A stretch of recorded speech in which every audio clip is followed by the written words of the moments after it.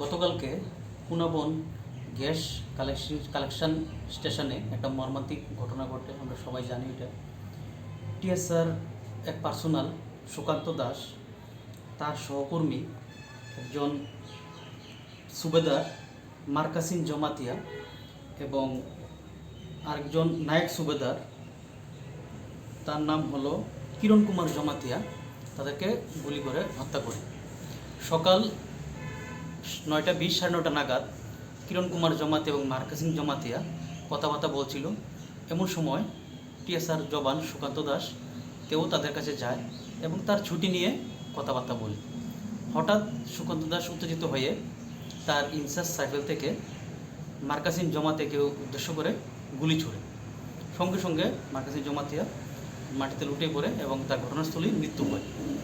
পরবর্তী সময়ে কিরণ কুমার জমাতিয়া অভিযুক্ত সুকান্ত দাস থেকে তার বন্দুক ছিনিয়ে নেওয়ার চেষ্টা করলে সুকান্ত দাস কিরণ কুমার জমাতিয়াকেও গুলি ছুড়ে এবং কিরণ কুমার জমাতিয়াকে সঙ্গে সঙ্গে মধুপুর হসপিটালে নেওয়া হয়। পরবর্তী সময় হাঁপানিয়াতে রেফার করা হয় এবং হাঁপানিয়াতে যাওয়ার পরেই কিরণ কুমার জমাতিয়ারও মৃত্যু ঘটে। তারপর অভিযুক্ত সুকান্ত দাস বাইক নিয়ে তার বন্দুক নিয়ে মধুপুর থানায় এসে আত্মসমর্পণ করে। পরবর্তী সময়ে রঙ্গদুলাল দেববর্মা, একজন টিএসআর স্টুডেন্ট, তিনি লিখিত অভিযোগ করে মধুপুর থানায়। সেই মূল্যে মামলা রেজিস্ট্রি হয়। মামলার number Madhupur PS case number 20/2021 under section 302 এবং 27 অফ আর্মস অ্যাক্ট 302 আইপিসি।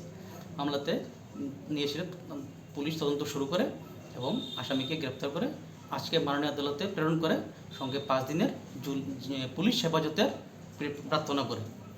মাননীয় আদালত মামলার কেস দেরি তলব করেন এবং মামলার গুরুত্ব বোঝে অভিযুক্ত সুকান্ত দাসকে 5 দিনের পুলিশ হেফাজত মঞ্জুর করেন।